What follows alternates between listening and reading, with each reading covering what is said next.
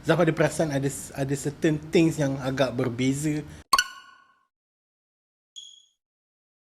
Assalamualaikum dan juga salam sejahtera. Hai, kembali lagi ke Zaf Vlog. Selamat datang ke Mulut Podcast Session bersama dengan Encik Nizam Razak, iaitu CEO, merangkap pengarah untuk filem Mekamato Movie. Apa khabar Encik Nizam? Baik, Alhamdulillah. Terima kasih Zaf datang hari ini.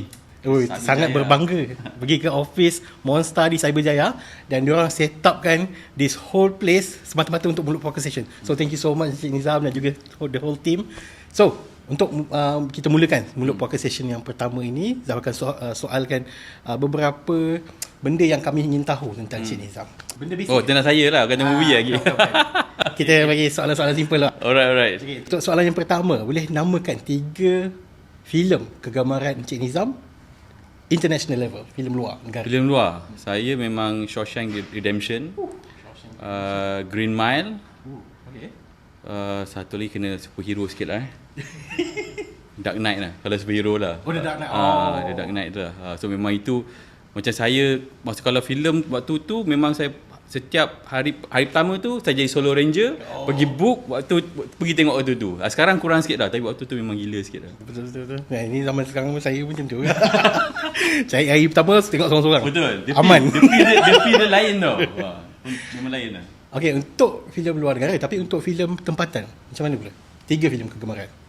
Kalau filem kegemaran, saya bias sikit lah kan. So mestilah kita punya filem animasi lah. Animasi. Sebab saya sendiri macam, saya tengok perkembangan animasi Malaysia, kita panggil Animai kan. Masa Upi Pikir Zaman Tunggal, Ejen Ali, dan kita punya Boy sendiri kan. Tapi Boy tu bias lah.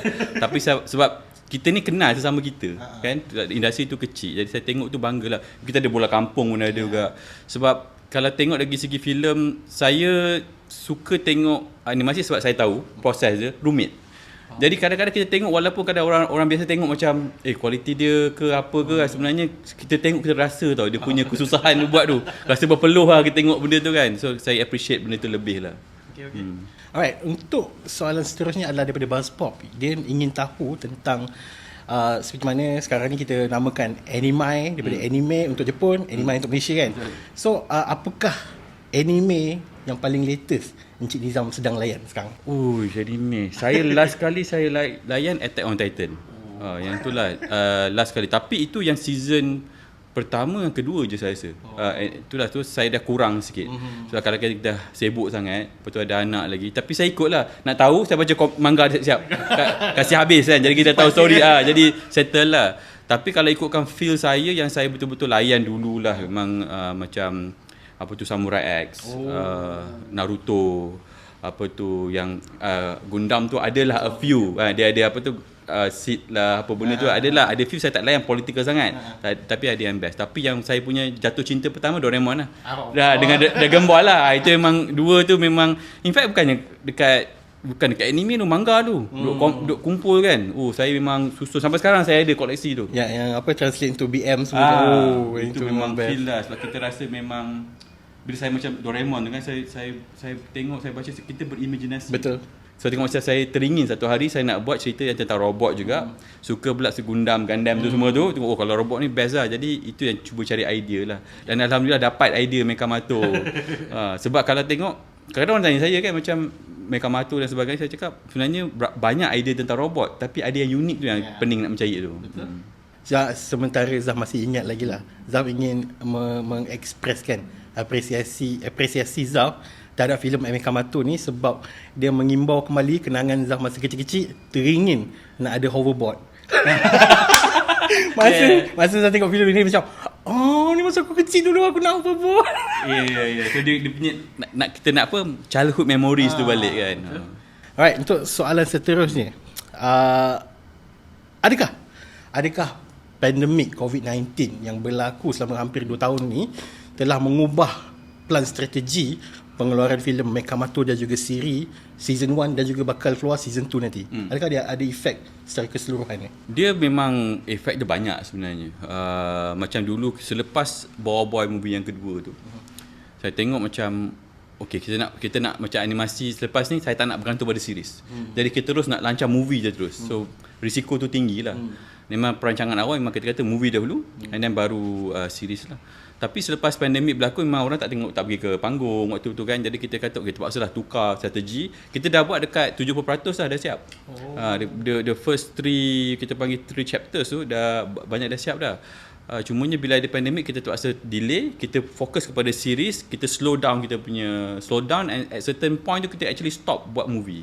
Dan selepas dah settle season yang pertama, while kita tengah buat season kedua baru kita onkan balik. Bila kita onkan balik tu banyaklah perubahan dari segi schedule satu. Tapi sebenarnya kalau tengok dari segi pandemik, waktu pandemik kita banyak enjoy short content tau. Kan? Kita layan saya tengok macam short content TikTok, lepas tu kita consume banyak benda digital. Jadi orang punya appreciation, orang punya taste tu dah lain. Jadi kadang-kadang editing tu kita terpaksa tukar style dia supaya macam tak adalah macam draggy sangat. Kadang-kadang lagu-lagu pun lain sebab kita tak sedar dah 3 tahun. Betul. Kan? Kita rasa macam kejap kita rasa sebab bahasa tu berlalu kat pantas kan? Tapi 3 tahun tu banyak yang berubah. Kita terpaksa edit balik. Kita kena tambah certain benda, kurangkan certain benda. Kita back to basics balik lah kepada untuk filem Mekamato movie ni dan juga siri. Boleh ceritakan sedikit tak macam mana Mekamato ni boleh tercetus ni daripada 0% of Mekamato tu. Jauh tu cerita. Dia daripada kan dulu kita ada Boa Boy. Jadi Boa Boy tahun 2009, 2011 baru keluar ke TV.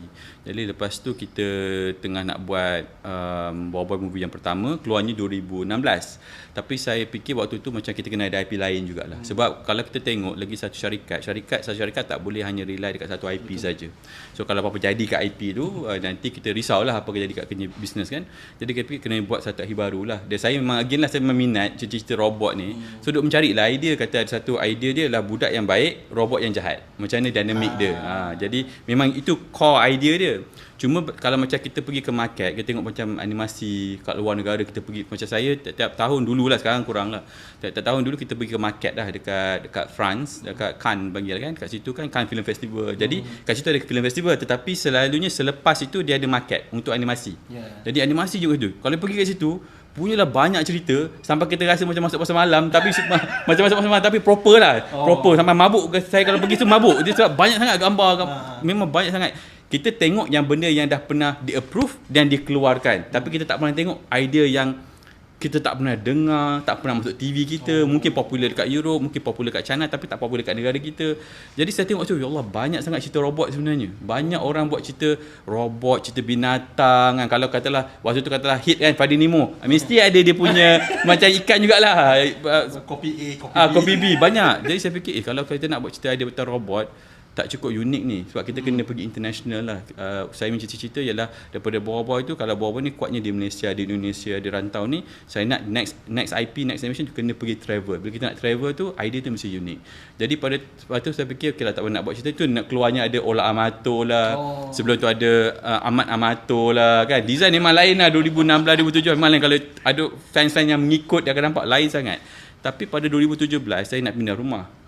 So saya pindah rumah, masa tu saya tengok anak saya dia kotak kita buat kotak-kotak dia masuk dalam kotak tu. Dia duduk main lah, dia jadi tank lah, dia jadi kereta api lah, jadi kapal lah.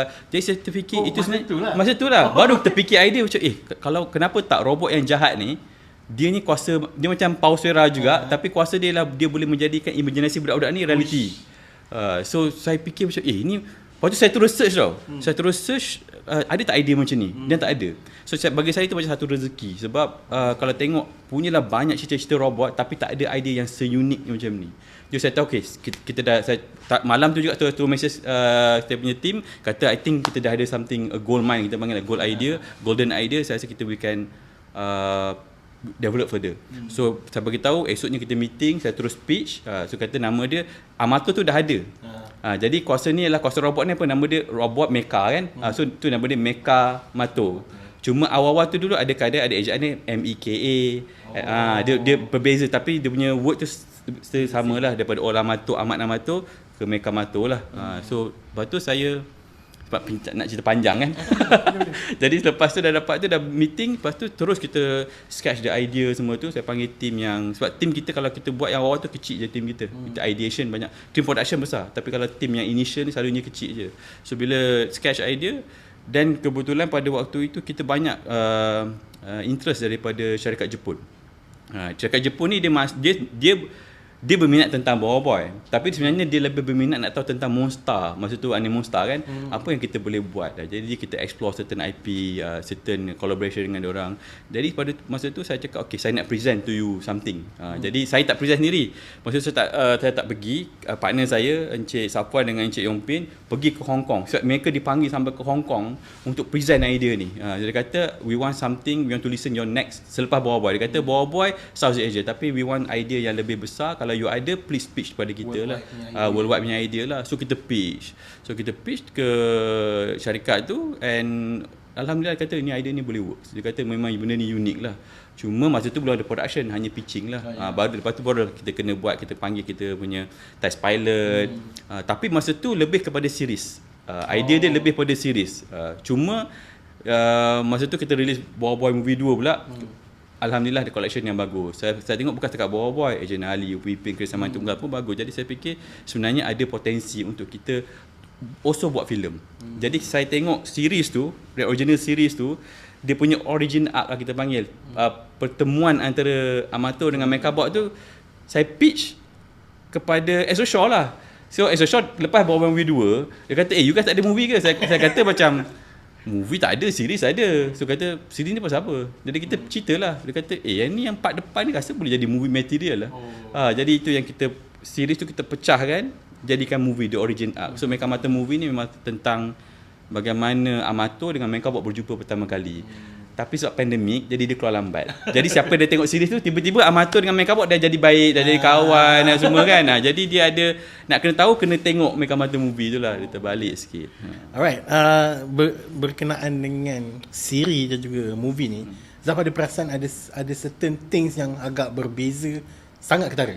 Contohnya macam cerita TV series more cater towards younger audience. Tapi untuk movie lebih wide, lebih orang adult pun boleh tengok, kanak-kanak pun boleh enjoy tengok. So adakah itu plan asal dia untuk menjadikan filem ini untuk tontonan semua dan siri ni fokus kepada kanak-kanak, ataupun benda tu secara kebetulan saja? Dia memang by design. By design. Dan kita pun expect macam fans-fans yang dah pernah menonton Boa Boy, dia akan komen. Dia kata macam cerita ni mungkin terlampau ke anak-anakan. Maybe dia, sebab kita target dia punya audience. Sebab bila kita buat sesuatu, dia ada target audience, kita panggil kan. So dia bukan audience tapi target audience. Dari target audience ni ialah lebih kurang umur dia jajah 1 sampailah mungkin umur 7 sampai 12, jajah 6. Jadi itu dia punya core audience kan. Kalau lagi core 7 hingga 10 je. Jadi kalau 7 hingga 10 ni kita tak boleh nak berat sangat. Jadi cerita dia, kalau tengok Mecha-Mata series, dia robot of the day kita panggil. Robot tu datang, robot tu unik, dia mechanize something, dia lawan. Kreatif. Kalau you ask budak-budak, pucik, semua suka. Tapi kalau you ask fans Boa Boy, ada yang suka, ada yang macam dari dia kata kalau boleh ada arc dan sebagainya. Kita aware of that, kita appreciate dia punya comment as well. Sebab tu saya cakap, saya tak sabar sebenarnya nak keluarkan Mecha-Mata, sebab inilah untuk diorang dan juga untuk kanak-kanak jugalah. Tapi dalam pembinaan Mecha-Mata movie tu pula, kita kena audience besar. Jadi selalunya saya struggle kat situ lah. Macam mana kita nak buat budak-budak boleh enjoy, orang dewasa pun boleh enjoy. Itu satu perkara yang kadang-kadang balancing act tu memang susah sikit lah. Tapi saya tak tahu lah, tengoklah penonton kata apa nanti. So far feedback daripada Gala, alhamdulillah saya rasa walaupun kids tak banyak hari tu, tapi orang dewasa nampak okey. So ada yang dalam movie watak yang tak pernah keluar langsung dalam series. Kan? Boleh ceritakan sedikit kepada para penonton semua, bagaimana Monster berjaya tembuskan IP Monster ni, Boa Boy dan juga yang paling baru Mecha-Mata lah, ke pasaran luar negara, especially Cartoon Network dan juga Jetpack. So macam mana boleh terjadinya macam tu? Dia sebenarnya benda tu bukan kredit kepada seorang je lah, seorang atau dua orang, dia satu team. Jadi kita memang ada satu team, memang mission dia adalah untuk expand market lah. So kita punya distribution team. So kita panggil MAT punya team. So Monster agency and distribution. Jadi memang tugas mereka ni ialah nak bawa IP kita ni, produk-produk kita keluar negara. Jadi daripada situ idea kita dah unik. Cuma production kita boleh buktikan kita boleh buat. Waktu tu tak terbukti lagi boleh siap lah. Tapi capability dia kata okey boleh buat. Dan mereka ni yang kena pergi pitch. Benda tu main masa yang lama. Kita tak dulu macam saya masa masuk dalam industri, saya ingat macam ada idea best, request, ada cerita kita pergi orang nak. Besok lusa Besok lusa. Tak ada orang layan kita. Dia tak layan pun, dia tak kisah pun. Kadang-kadang dia cakap kita, you pada mana kan? Where you from? Malaysia. Dia kata Malaysia tak tahu kat mana. Dia kata tu kadang-kadang saya tercabar tau. Kau Malaysia kat mana? Singapura dia tahu. Mana boleh kan? Saya cakap tak boleh. Jadi kita kena create animation kita yang boleh menaikkan nama negara Asal dia kita. tengok Karipap je, Malaysia. Itu yang kita nak lah.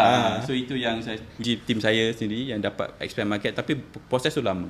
Dia bertahun-tahun kita kena kenal dengan orang. Kita pun daripada, sebab dulu kau tengok Boy sendiri dia masuk ke apa channel Disney Channel ada, kita masuk ke MNC TV ke tu. Jadi pada situ sikit-sikit dapat connection ke Netflix.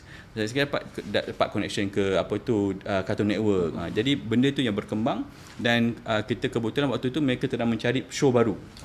So menarik juga tentang Cartoon Network ni sebab kawan kita juga. So daripada syarikat lain dia pergi masuk ke Cartoon Network, Leslie, Mr. Leslie. So dia kata I want you to pitch the idea apa kita. So masa tu pitch lah Mekamato. When we pitch Mekamato, and then dia kata selalunya you pitch, sebab dia kan ada HQ kan. Cartoon Network ni dia bukan satu syarikat je, dia banyak. Dia kata you pitch kat atas Asia punya Pacific region APAC, dan baru dia akan bagi kepada counterparts dia. Maknanya macam Korea lain, Japan lain, South Asia lain, Australia lain, dengan Australia dengan New Zealand. Jadi dia ada beberapa Cartoon Network, kan 5 lah unit dia. Jadi dia kata selalunya satu akan terima, mungkin dua tak terima. Dua terima, tiga tak terima. Dia ikut kesesuaian. Tapi dia kata surprisingly semua nak. So masa tu macam Korea nak, Japan nak. Sebenarnya kita terkejut tau. First time saya dengar daripada Cartoon Network hari tu, kan dia honestly kita pun tak tahu pelakon suara tu AAA. Kita tak tahu. Kita pun tak tahu, kita lagi terkejut pada korang kan. So bila dengar dapatnya voice sample, kita kata ni macam suara Haikyuu punya ni kan. Lepas tu kita orang gelak-gelak, takkan lah kan. Lepas tu diorang pergi check nama, betul kan. Betul kan. So kita terkejut lah, kita tu. Lepas tu lagu siapa buat? Lagu pula somebody famous dekat Japan yang selalunya buat cerita yang macam the kind of Kamen Rider punya lagu. So pun someone yang agak famous lah kat situ. So tu Japan memang really serious tentang Mekamato, and Korea pun doing pretty well as well. And from daripada Cartoon Network kita dapat ke Netflix as well. Sebenarnya banyak lagi negara, cumanya kat luar negara ni dia tak boleh dia 13 episod. Dia mesti dia 26 episod. Sebab dia setahun 52, sekurang-kurangnya 26. Sebab dia boleh repeat 2 kali. Jadi setahun tu cukup lah, 1 tahun macam tu. So maknanya kena tunggu season 2 lah. Season 2. Tapi sebab dia really like the show, certain macam APAC dia willing to ambil 13, tapi dengan sign another 13. Tapi yang untuk pelasaran macam mungkin dekat Eropah, dekat US tu dia perlukan 26 sekurang-kurangnya. Okay.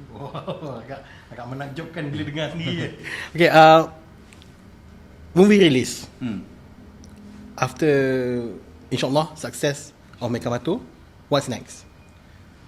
Kita of course kita ada plan kita kan. So kita plan apa yang kita nak buat selepas ni lah. Tapi kalau tengok segi Monster tu sendiri, kita tak bergantung kepada satu IP. Perkara yang paling mudah nak buat ialah buat Boy movie yang ketiga. Itu semua orang nak, Water Lepas movie 2. Tapi saya fikir macam saya cakap tadi lah, ada waktunya kita kena ambil risiko yang di mana kita perlu buat IP baru. Sebab saya takut, walaupun kita ada keyakinan Boy boleh bertahan, tetapi dalam bisnes kita mesti ada 2-3 plan. Jadi one of the plan ialah make sure that kita ada IP baru lah.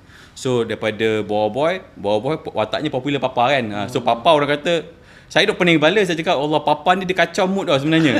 Bila kita kan nulis, suara saya juga kan. Tapi bila kita nulis, lepas tu dia nak masuk. Dia tak boleh masuk secara lembut. Dia nak masuk memang tiba-tiba kan. Papa tak betul sikit kan. Jadi orang kata macam flow kacau. Saya setuju dengan apa orang cakap masa bawa video. Saya cakap macam tak boleh lah. Lepas tu watak dah banyak.